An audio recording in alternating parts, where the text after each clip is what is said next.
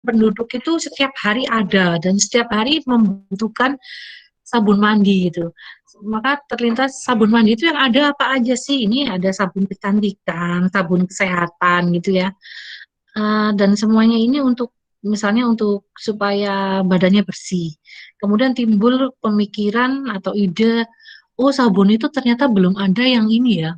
Sabun yang sekaligus buat apa buat scrub gitu atau buat lulur ya. Anda bikin akhirnya menciptakan sabun yang kayak batu apung gitu yang kasar misalnya sekalian mandi sekalian bersihin biar seger juga bersihin kulit gitu pakai scrub bahan itu kok apa sabut kelapa atau apa gitu kan itu sumber ide.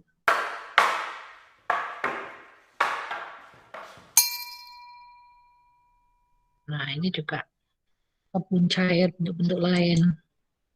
Nah ini limbah. Limbah ini apa ya sampah. Bisa nggak dia jadi peluang usaha gitu?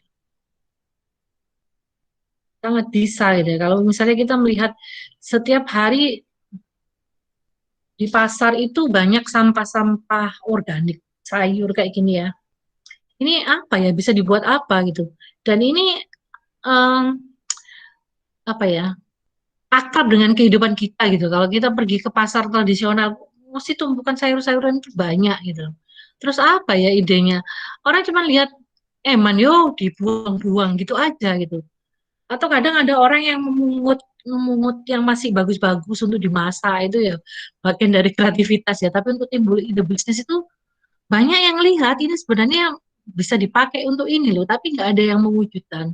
Padahal mungkin ini bisa dikemas menjadi apa makanan ternak misalnya di apa namanya? Kalau Anda lihat-lihat YouTube yang di luar itu ini bisa jadi pupuk yang dikemas kotak-kotak gitu ya. Nanti satu saat tinggal dibuka langsung ditanam atau dikemas jadi makanan makanan ternak, dibikin ini yang modalnya kayak jadi instan gitu supaya dia dalam kondisi kering tapi masih bisa dimakan ternak dengan kondisi nutrisi yang bagus. Nah, itu kan sebenarnya bisa diwujudkan gitu ya. Ini sama-sama plastik. Kalau sama-sama plastik itu udah banyak yang mendaur ulang ya. Styrofoam ini juga nggak tahu saya dibikin apa gitu. Kalau styrofoam yang kecil-kecil ini kan untuk makanan itu bisa dikemas menjadi styrofoam yang besar untuk penyimpanan produk-produk frozen, menyimpan ikan supaya tetap segar. Nah itu masih bisa didaur ulang. Kaos kamu.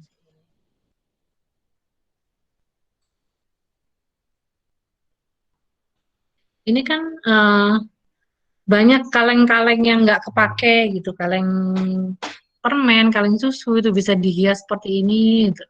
Apa namanya, jadi celengan yang custom gitu ya. Anda bisa bikin apa misalnya gambarnya itu Power Rangers atau eh, gambar-gambar kartun yang custom. Nah itu kan bisa jadi peluang usaha juga.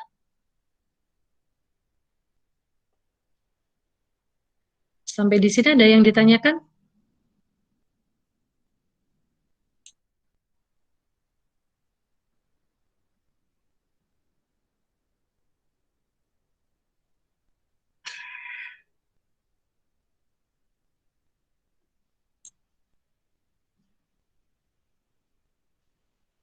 Nggak ada yang tanya?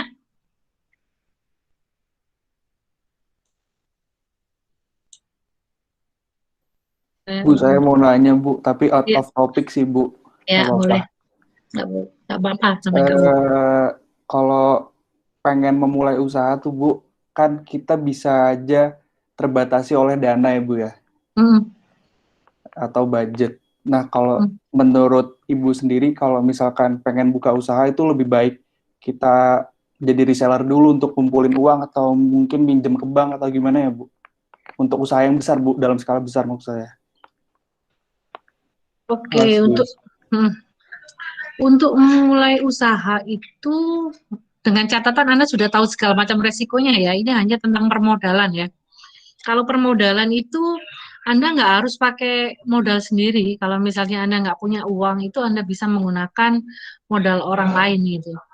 Modal orang lain ini bisa modal secara pribadi, bisa modal secara lewat bank gitu. tergantung dari mana yang Anda nyaman. Kalau cuman karakteristik orang yang meminjam uang ini kalau lewat pertemanan itu biasanya ya bisa mengakibatkan hal yang buruk. Misalnya kalau misalnya Anda tidak bisa membayar sesuai dengan ini ya komitmen. Misalnya kan mesti ada perjanjian. Saya akan mengembalikan sekian. Nah, kalau misalnya nggak bisa mengembalikan tepat waktu itu juga akan beresiko terhadap nilai pertemanan gitu. Atau kalau apa namanya, Anda bisa juga melalui perbankan. Kalau perbankan itu nggak ada ininya, nggak ada resiko, hampir tidak ada resiko. Asal Anda jangan pakai jaminan ya. Kalau jaminan nanti jaminannya disita ya. Nggak harus pakai uang sendiri, bisa pakai uang orang lain. Oke, terima kasih Bu. Kamu mau pengen bikin apa? Enggak sih Bu, cuma orang tahu udah nawarin, katanya kalau kamu kayak gini terus lebih baik usaha aja. Cuma saya masih mikir peluang yang bagus tuh apa segala macamnya gitu. Iya. Ya itu dipertimbangkan lagi. Peluang itu kan banyak di sekeliling kita. Kalau kalau misalnya peluang itu bisa tanpa modal itu kan ya semua orang pengen ya sebenarnya. Tinggal uh-uh. Tinggal bagaimana mewujudkan kayak tadi saya kasih contoh peluang usaha lewat YouTube misalnya membuat konten gitu. Tapi memang nggak semua orang bisa sih. Sebenarnya nggak sulit-sulit amat sih. Tinggal mau atau nggak mau gitu aja kan. Iya, iya. Tuh. Oke, terima kasih Bu. Oke. Ada yang lain?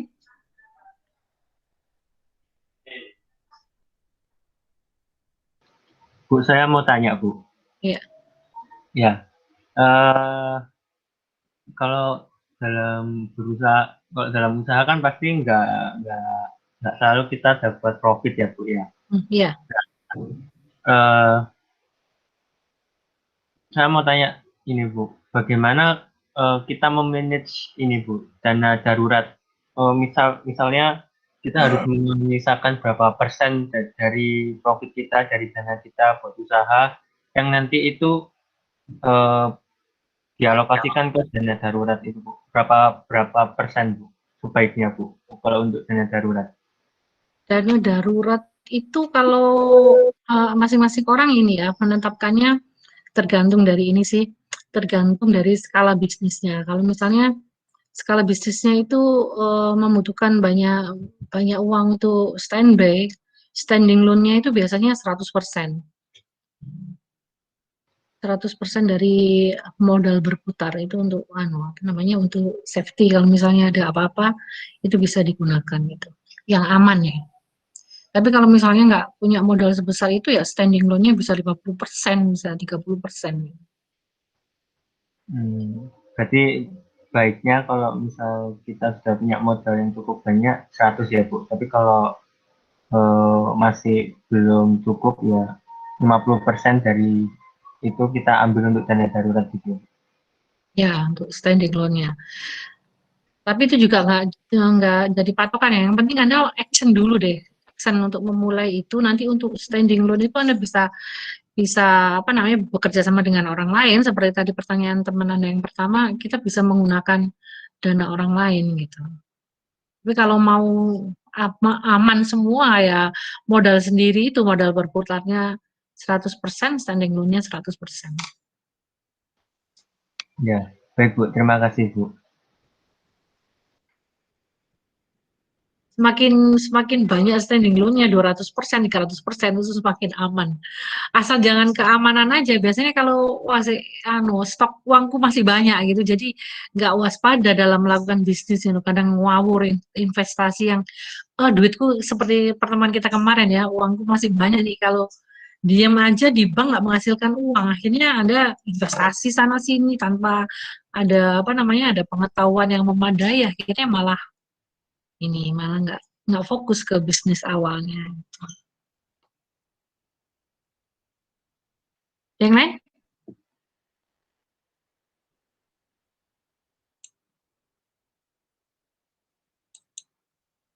Ya, ini yang materi yang sekarang. Nah, ini resiko tadi ya, resiko-resiko bisnis. Nah, ini resiko dalam sebuah bisnis itu apa sih sebenarnya? Resiko itu dalam dunia bisnis bisa meliputi ketidakpastian, ya, ketidakpastian pasar, ketidakpastian